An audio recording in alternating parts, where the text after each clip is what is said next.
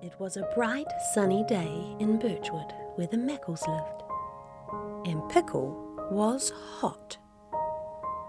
Her friend Peanut was coming for a play. She couldn't wait to do something fun with her. She asked Mummy Mackles again, "Is it time yet?"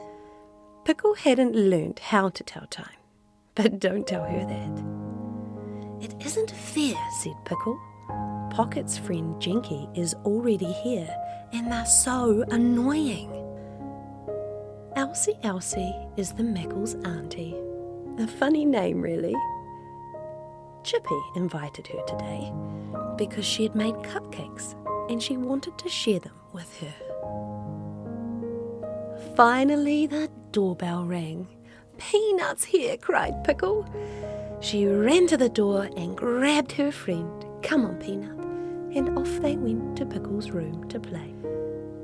"Ah," said Mummy Mackles as she sat back down with Elsie Elsie. "So, Peanut, what do you want to do today?" asked Pickle. "I've got lots of ideas." "Well, it's pretty hot," said Peanut. "Maybe we should ask Mummy Mackles if we could go to Frank's swimming hole." "That's a great idea," said Pickle. She scratched her little squirrel chin. "But Mummy Mackles is with Elsie Elsie. She'll just say, 'Not right now, Pickle.'" So together they came up with a plan. It was a bit sneaky though. They emptied Pickle's school bag, bundled up togs and a towel each, and while nobody was looking, they snuck 2 of Chippy's cupcakes, just in case they got hungry. One after the other, they crept down the big oak tree as quietly as they could, then scurried off towards the swimming hole. Mummy Mackles and Elsie Elsie were giggling very loudly. "They always do that," said Pocket. But Pocket was hungry, and so was Jinky. "Mummy Mackles, can we have a cupcake, please?" he asked. Chippy said no, she doesn't have to share any because she made them. "But she's already eaten 2, and we want one." "I haven't had any," said Chippy. She looked over at the cooling rack. 2 were missing. "Betcha it was Pickle. She's such a sneak." "Chippy, that's not very kind," said Mummy Mackles. "Why don't you ask Pickle instead of just calling her names?" "But Pickle's not here," said Pocket. "She and Peanut snuck out of her window and went somewhere." Mummy Mackles and Elsie Elsie stood to their feet. "Pocket, why didn't you tell me?" said Mummy Mackles. "Because I was busy," said Pocket. Mummy Mackles instantly felt worried, so everybody started looking for Pickle and Peanut. Mr. Mackles walked around the village, treehouse by treehouse. Chippy checked the playground over the road. Elsie Elsie called Bink and Jinky's mum to ask if she had seen them. And Mummy Mackles checked all the usual hiding spots. And Pocket played with his marbles. Sometime later, Elsie Elsie heard the creak of the little treehouse door. It was Pickle and Peanut. They had forgotten that they'd snuck away and no squirrel knew where they were. They were still chuckling about the big belly flop Pickle had done at the swimming hole. Pickle threw her bag on the table and opened the fridge. She was starving. Elsie Elsie just watched them for a while. It seemed they were unaware of the kerfuffle they had caused. "Sweetheart," Mrs. Mackles came running. "Where have you been?" Pickle's body went very stiff, and her cheeks started to glow. Everyone seemed to notice her at the same moment. Unfortunately, she was not invisible. Nowhere?" Pickle lied. She was not going to tell the truth. She didn't want to get into trouble. At first, everyone felt relief that they were safe and sound. But slowly, they began to feel a different feeling. And Elsie Elsie realized they felt hurt because Pickle had broken their trust. Soon after, Peanut's mum arrived and took her home. The playdate was over. Elsie Elsie had an idea. She wanted to help Pickle understand why everyone was upset with her. So she found an empty jar in the Mackles kitchen and gathered up a pile of Pocket's marbles. "Come and sit with me, Pickle." She placed the empty jar and marbles on the table. "Today, you made a choice that was lots of fun for you, but not so fun for the others in your family. When you disappeared today, no squirrel knew where you were. Lots of us were out looking for you, and we felt scared. You may have noticed your family being a little upset with you.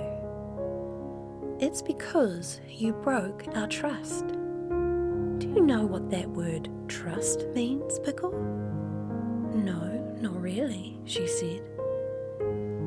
"It means that you can rely on that squirrel. You can count on them to do what they say they will and be who they say they are.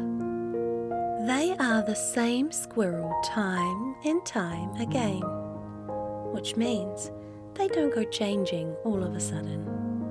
You feel safe with them, that they won't hurt you. When they say they love you, they also act like they love you. You believe them. You trust them." Do you know how you can build trust with other squirrels, Pickle? It's in all the little things that you do, not just the big things. You see this jar and these marbles? Building trust looks a bit like this. Every time you do what you said you would do, a marble goes in the jar. Elsie Elsie placed a marble in the empty jar. Every time you follow instructions, when you're honest and tell the truth, even if it's really hard to, you get a marble when you've been a good listener and when you check on your friends. You get marbles every time you act in a loving way to others. It's doing the little things like these, time and time again, that builds trust. You can't see the jar that each squirrel has for you. It just lives in their mind. And after a while, the marbles build up and the jar becomes full. And that's when a squirrel has proven to another squirrel that they are trustworthy. So if a squirrel with a full marble jar accidentally lets someone down, the jar topples over. But because it was full of marbles, only a few tumble out. So there's still some trust left.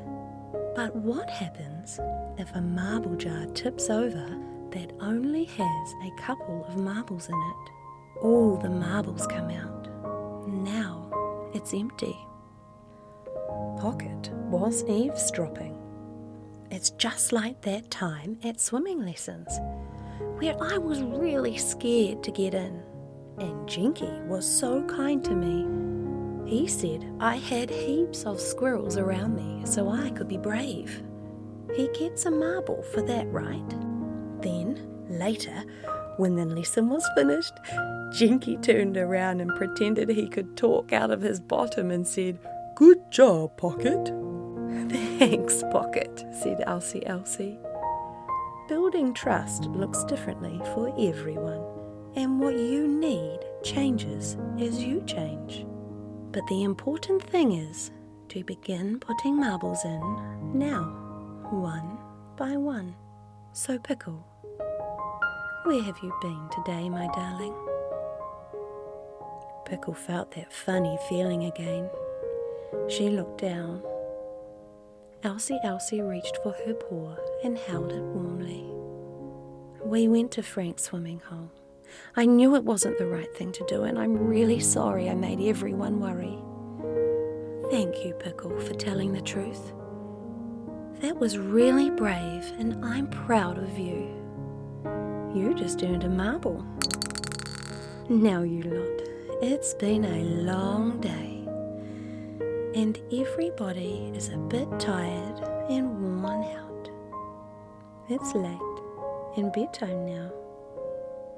Pickle sensed a great big yawn was close. She really was tired. She didn't dare say this out loud, but she'd had a very busy day. She crawled into her snuggly bed, and she stretched her legs. She burrowed her head into her pillow, and a happy little sigh escaped her lips. She was looking forward to earning marbles in other squirrels' jars tomorrow. She decided she wanted to be a trustworthy little squirrel. She took a deep breath in